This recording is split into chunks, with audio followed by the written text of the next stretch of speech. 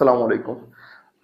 لکه څنګه تاسو ته زما په دې سکرین باندې ښکاري چې کوم کولیټرل ډیمیج کېږي او زمونږ پښتانه ورونه زمونږ پښتانه وړوکي ماشومان نرینه زنانه ټول هغه بلا وجه پکې نه څه د جهاد پته لګي نه پکې څه د کافر پته لګي او په منځ کې چې کوم دا هر وخت مونږ شهیدان کېږو او د یوه سایډ نه په مونږ باندې تنقید کېږي او د بل سایډ نه په مونږ باندې تنقید کېږي. زه دې خبرې ته حاکران یم چې آیا مونږ کافران یو؟ آیا مونږ یهودیان یو؟ آیا مونږ د اسرائیلیان یو؟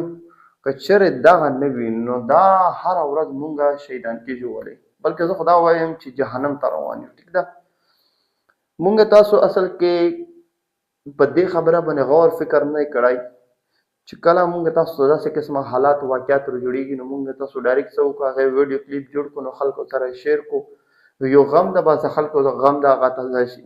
کله مونږ تاسو په دې باندې کار نه کړی چې مونږ په دې باندې کار وکړو، د دې سیز نه مونږ داسې فایده واخلو چې هغې په تر باندې مونږ کوم فیوچر د مستقبل هغه زمونږ تاسو بچ شي. ګوره دغه واقعیات د نن ورځې واقعیات نه دي او دا زه درته وایم چې دا نه په والي وخت باندې دي، نه دا والي وار ده او نه د باخري وي.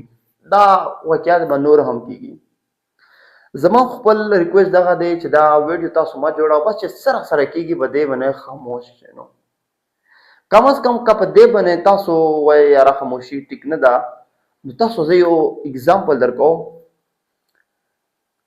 دا کوم کشمیر خلک دي هغه تر کوم وختونه په دې نارې باندې لګیا دي چې مونږ ته خپل حق، حالانکې هغې ته حق حاصل هم دی چې مونږ ته خپل کشمیر حاصل شي. تر نن ورځې پوره په درنې باندې څه کار وشو، تر نن ورځې پوره په ویډیو باندې څه کار وشو، کار نه دی پېښ شوی، الټا ظلم نور هم پرې زیاتېږي.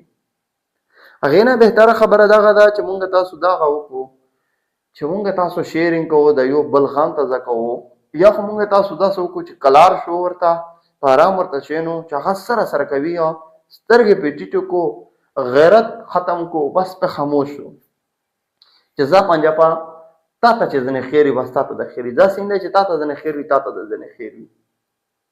زه که مړ کېږم زما که وسایل رمي چې څه کېږي مړه یو خاموشي مونږ تاسو په دې باندې اختیار کړو، هغه مونږ تاسو لپاره بهتره خبره ده. که هغه نه وي مونږ تاسو ویډیو تر اخره پورې وګورئ، هغې نه بعد تک کمنټ کوئ څه کوئ مړه تا ته اجازت دی. ګوره مونږ تاسو ویډیو جوړوو، نن دغه ظلم وشو دغه وشو، یو راشي په ایموشن جذبه کې راشي خپل جذبات ښکاره کړي، داسې به وکړم څه هم څوک کولی نه شي، حالانکې الټا حالات خرابوي نور هم. نو د هغې دپاره بهتره خبره دغه ده چې یا خو ټول پښتانه یو ځای ته راشي، هغې ځای نه مشران ته به خبره نه پرېږدي. زه درته وایم مشران ته به خبره نه پرېږدي. دا ځان ته بله خبره ده چې مشران دې نه وي نو ځوانان بیا په غلطه باندې ځي، ټیک ده، خو مشران ته به داسې فیصلې نه ورکوي لکه کومې تېرې فیصلې زمونږ وکړې. په مشران باندې نن سبا څوک فیصلې پرېږدي؟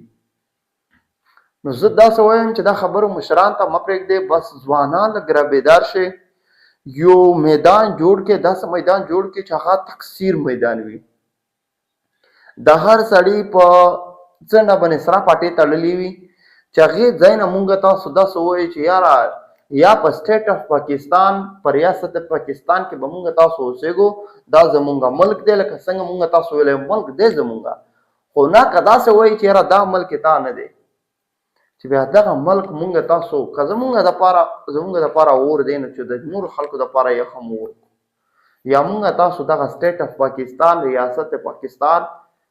ریاست پاکستان ځنې جوړ کړو. مونږ نه غواړو چې دغه پاکستان د ټوکړې شي، مونږ نه وایو چې په دا کې د افراطفري، مونږ نه غواړو چې په دې کې د دهشتګردي وي، او مونږ نه غواړو چې په دې باندې د غیرو قبضه وي، کله مونږ نه غواړو. زمونږ مشرانو مونږ ته ویلي دي چې مونږ کله هم نه غواړو، خو نه چې داسې قسمه حالات راځي، داسې قسمه ما ته پکې خیر نه وي، زما امن ته پکې خیر نه وي، نو هر انسان نو بل د هم سوچ کوي چې تا کوم خوار او ذلیل ژوند تېروې. نو هغې دپاره پکار دی چې مونږ سره هغه انصاف وشي چې کوم زمونږ سره پکار دی.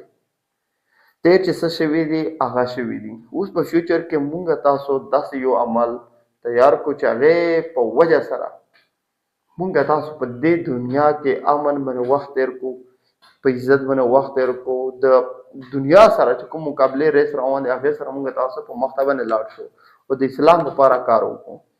که چېرې تاسو ته ویډیو ښه ښکارېږي یا دې نه تاسو پوهېږئ چې خلک ته فایده رسي د سره شیر یې کو، ادروایز سکیپ یې کو.